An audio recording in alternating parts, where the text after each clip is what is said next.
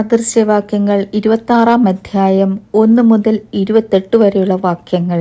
വേനൽക്കാലത്ത് ഹിമവും കൊയ്ത്തുകാലത്ത് മഴയും എന്ന പോലെ ഭോഷന് ബഹുമാനം പൊരുത്തമല്ല. കുരികിൽ പാറിപ്പോകുന്നതും മീവൽ പക്ഷി പറന്നു പോകുന്നതും പോലെ കാണം കൂടാതെ ശാപം പറ്റുകയില്ല. കുതിരയ്ക്ക് ചമ്മട്ടി, കരുതയ്ക്ക് കടിഞ്ഞാൺ, മൂടന്മാരുടെ മുതുകിന് വടി. നീയും മൂടനെ പോലെ ആകാതിരിക്കേണ്ടതിന് അവന്റെ പോഷത്വം പോലെ അവനോട് ഉത്തരം പറയരുത്. മൂടന് താൻ ജ്ഞാനിയെന്ന് തോന്നാതിരിക്കേണ്ടതിന് അവന്റെ പോഷത്തിനൊത്തവണ്ണം അവനോട് ഉത്തരം പറക. മൂടന്റെ കൈവശം വർത്തമാനം അയക്കുന്നവൻ സ്വന്തം കാൽ മുറിച്ചു കളയുകയും അന്യായം കുടിക്കുകയും ചെയ്യുന്നു. മൂടന്മാരുടെ വായിലെ സദൃശവാക്യം, മുടൻ തന്റെ കാൽ ഞാന്ന് കിടക്കുന്നത് പോലെ.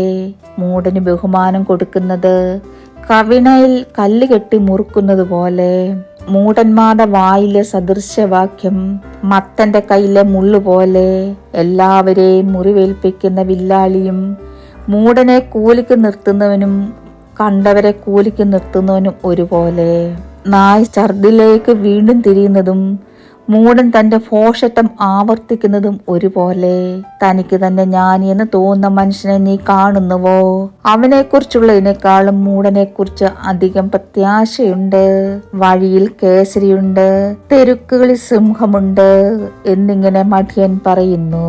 കതക് ചുഴിക്കൂറ്റിൽ എന്ന പോലെ മടിയൻ തന്റെ കിടക്കയിൽ തിരിയുന്നു.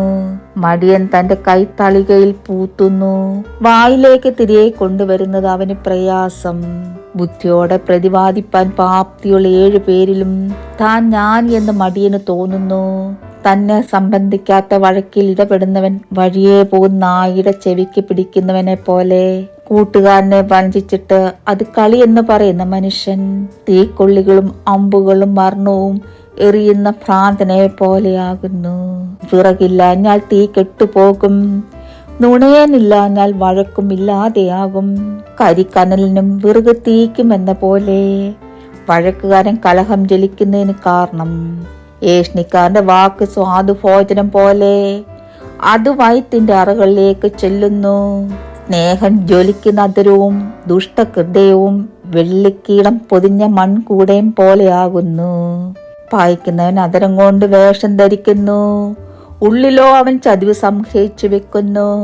അവൻ ഇമ്പമായി സംസാരിക്കുമ്പോൾ അവനെ വിശ്വസിക്കരുത്. അവന്റെ ഹൃദയത്തിൽ 7 വെറുപ്പുണ്ട്. അവന്റെ പക കപടം കൊണ്ട് മറച്ചു വെച്ചാലും അവന്റെ ദുഷ്ടത സഭയുടെ മുമ്പിൽ വെളിപ്പെട്ടു വരും. കുഴി കുഴിക്കുന്നവൻ അതിൽ വീഴും, കല്ലുരുട്ടുന്നവന്റെ മേൽ അത് തിരിഞ്ഞുരുളും.